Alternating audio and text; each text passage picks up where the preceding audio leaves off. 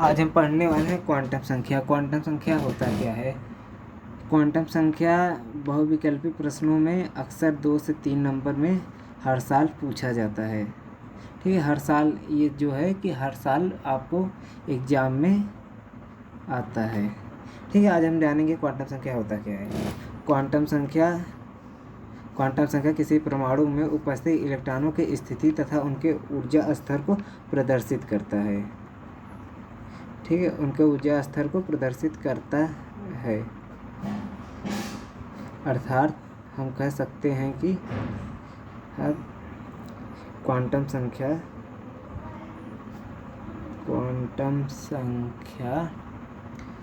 परमाणु में उपस्थित इलेक्ट्रॉन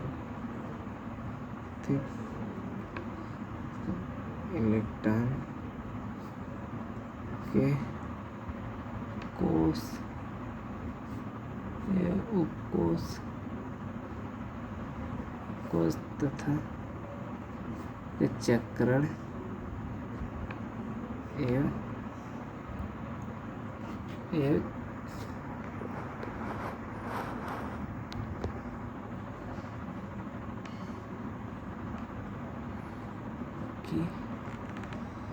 की स्थिति को प्रदर्शित करता है।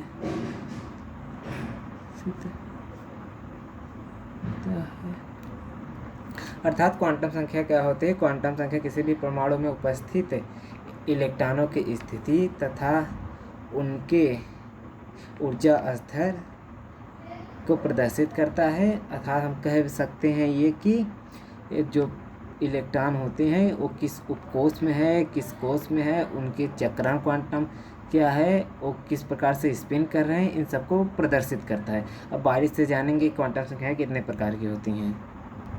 क्वांटम संख्याएं 4 प्रकार की होती हैं। ठीक है, पहला होता है मुख्य क्वांटम संख्या।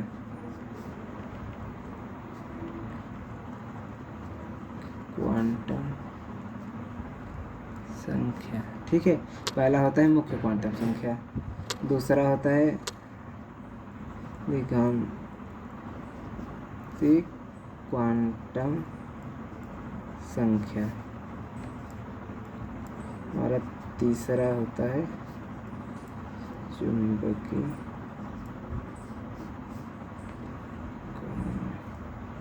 क्वांटम संख्या।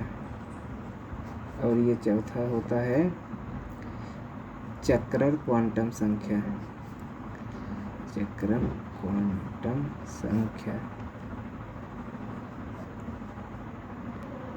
अब जानते हैं मुख्य क्वांटम संख्या होता क्या है। मुख्य क्वांटम संख्या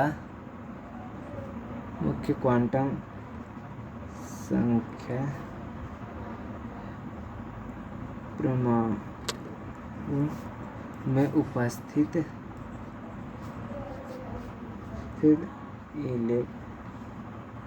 इलेक्ट्रॉनों के कोष में उपस्थित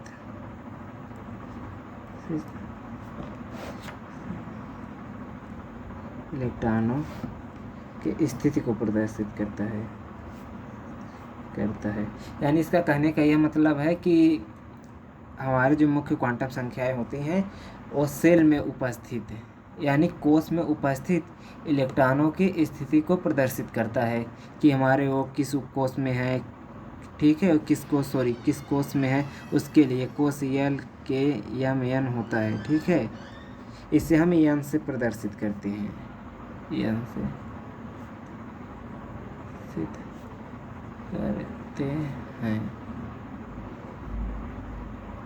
अब जानते हैं कि द्विघांसी क्वांटम संख्या होता क्या है। द्विघांसी क्वांटम संख्या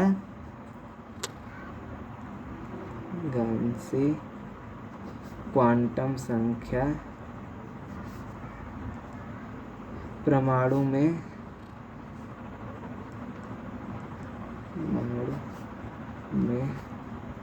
उपस्थित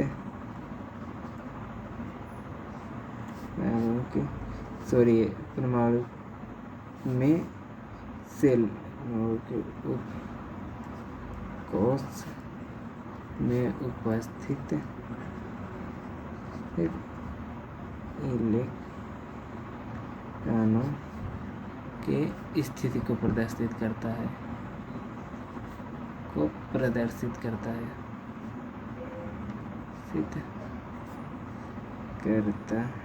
ठीक है।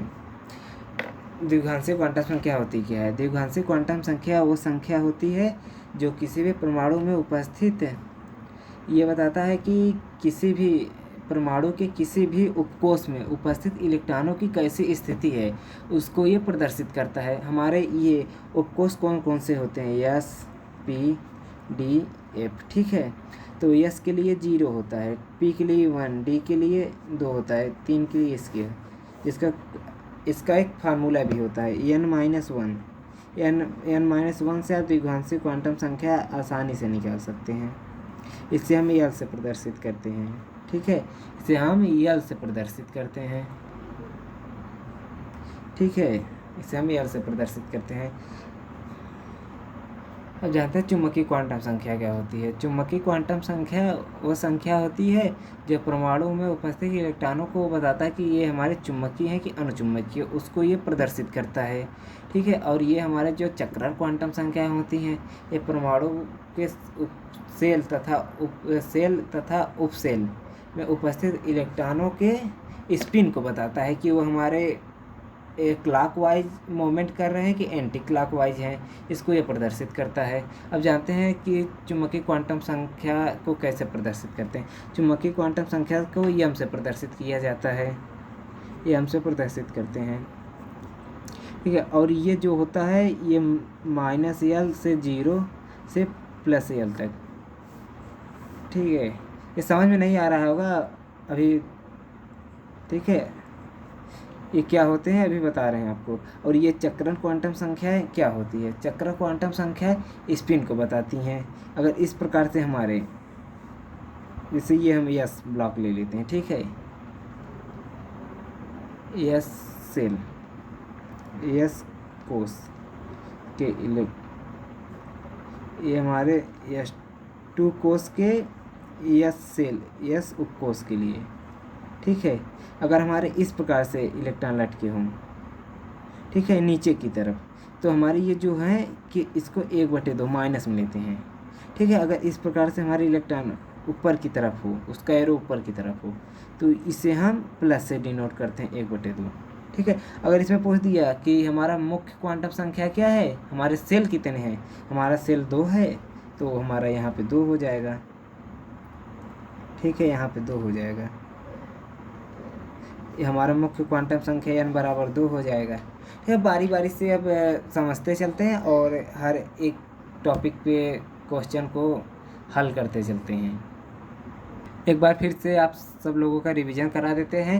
क्वांटम संख्या पढ़ रहे हैं। क्वांटम संख्या होता क्या है? क्वांटम संख्या किसी भी परमाणु में उपस्थित इलेक्ट्रॉनों की स्थिति तथा उनके ऊर्जा स्तर को प्रदर्शित करता है।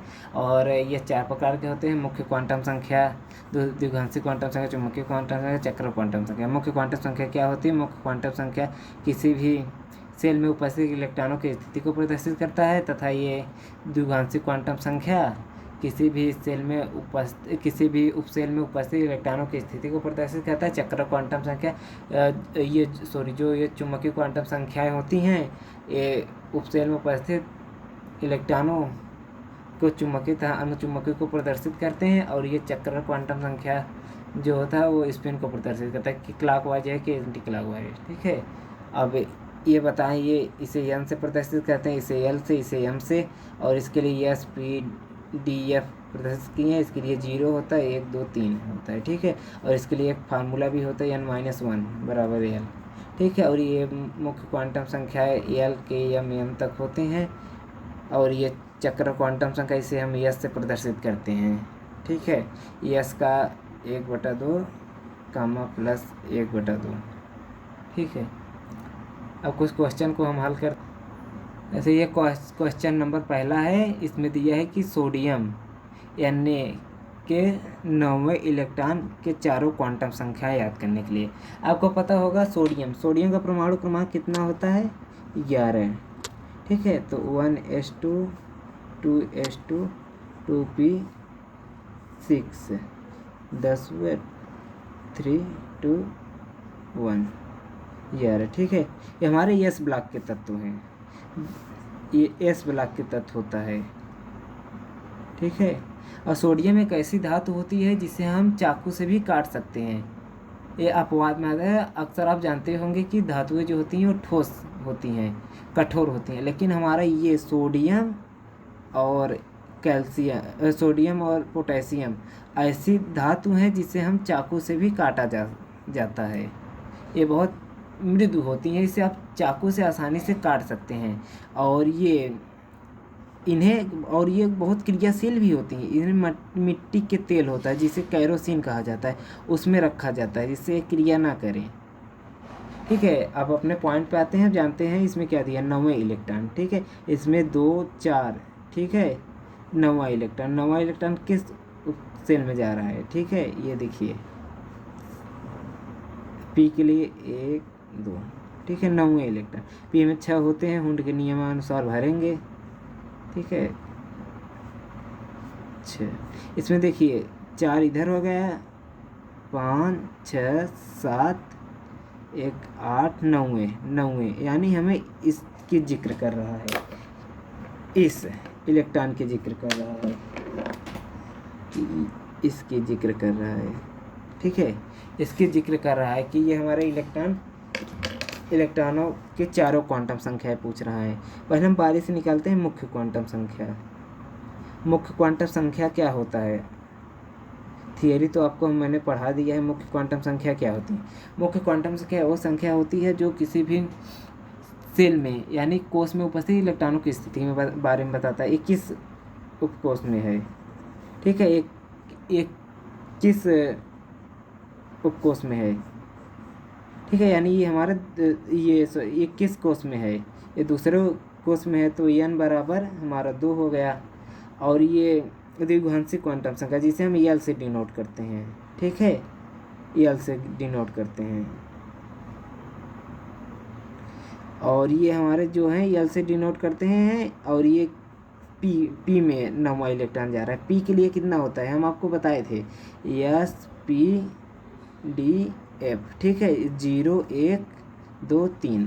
पी के लिए कितना आया, 1 आया। ठीक है, हमारा यहाँ पर 1 हो जाएगा।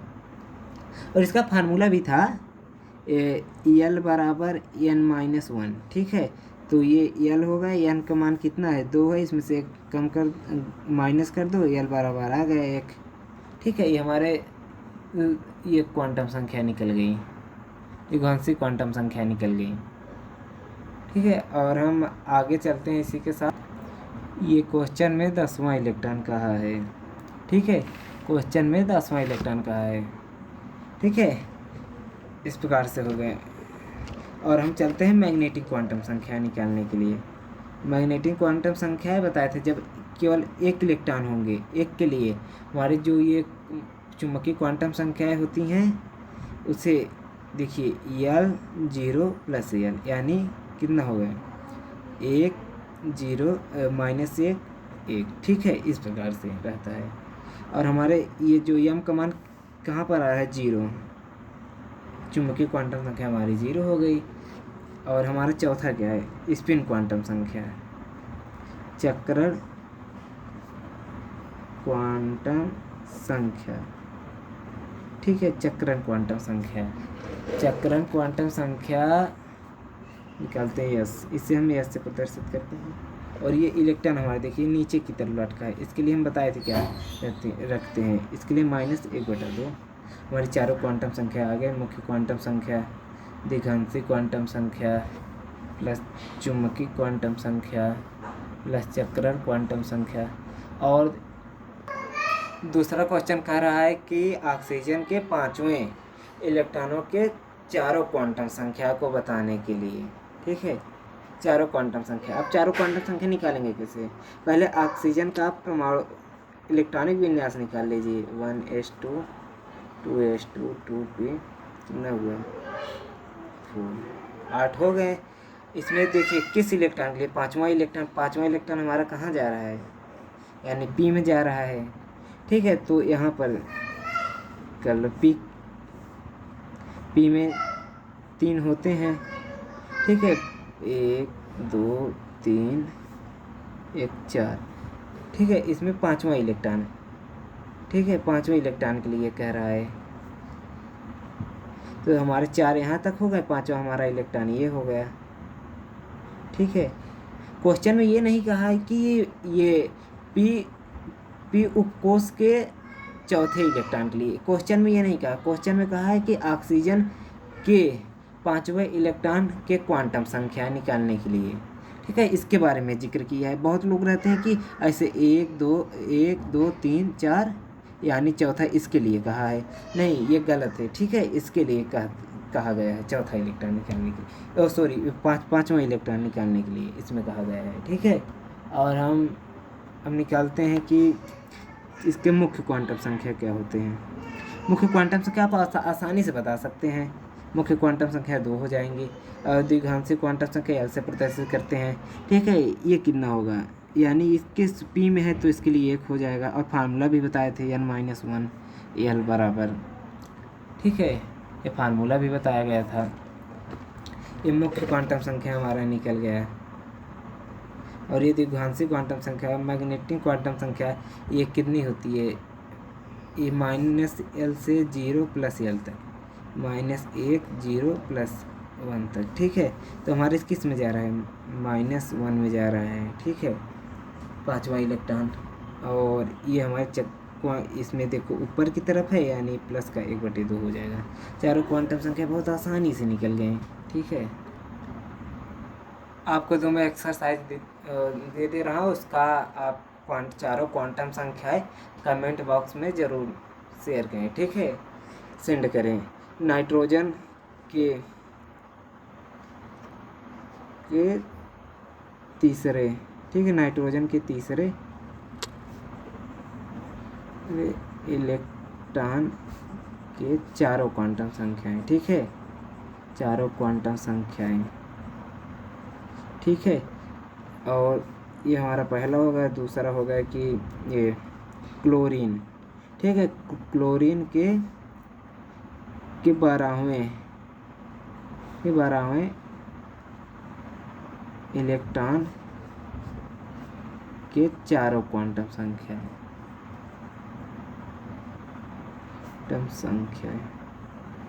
ठीक है, इसके चारों क्वांटम संख्याएं। आप कमेंट बॉक्स में इसके आंसर को टाइप करके भेजिए। और अगर कुछ प्रॉब्लम हो रही समझने में बताइए, थोड़ा हम और गहराई से समझाने की कोशिश कर सकते हैं, ठीक है। अगर उससे ना समझ में आए, ठीक है, अगर ना समझ में आ रहा है आप कमेंट बॉक्स में ज़रूर लिखें, हाँ हमें नहीं समझ में आ रहा है, तो हम इसके लिए अलग से वीडियो प्रोवाइड करेंगे। तो सर कल हम इस पे वीडियो टॉपिक बनाने वाले हैं केमिकल बॉन्डिंग, रासायनिक बंधन, ठीक है। रासायनिक बंधन पे आज हम कुछ बता देते हैं आप लोगों को, रासायनिक बंधन, ठीक है, केमिकल बॉन्डिंग, ठीक है। ये इसको पढ़ेंगे। ये भी 4 प्रकार के होते हैं, जिसमें हमारा एक आता है पहला आयनिक बंध, यानी आयनिक बंध होता है पहला। और दूसरा सहसंयोजक बंध होता है, तीसरा होता है उपसहसंयोजक बंध, चौथा होता है हमारा हाइड्रोजन बंध है। आयनिक बंध को इलेक्ट्रोवायलेंट बंध कहते हैं, कोऑर्डिनेट बंध, कोविडिनेट बंध, ठीक है। और इसको हाइड्रोजन बंध तो आपको पता है, हाइड्रोजन बंध में पढ़ेंगे अंतराणु हाइड्रोजन बंध, ठीक है। इसके साथ हम चलते हैं, अगले लाइव वीडियो के साथ आपसे जुड़ते हैं, ठीक है।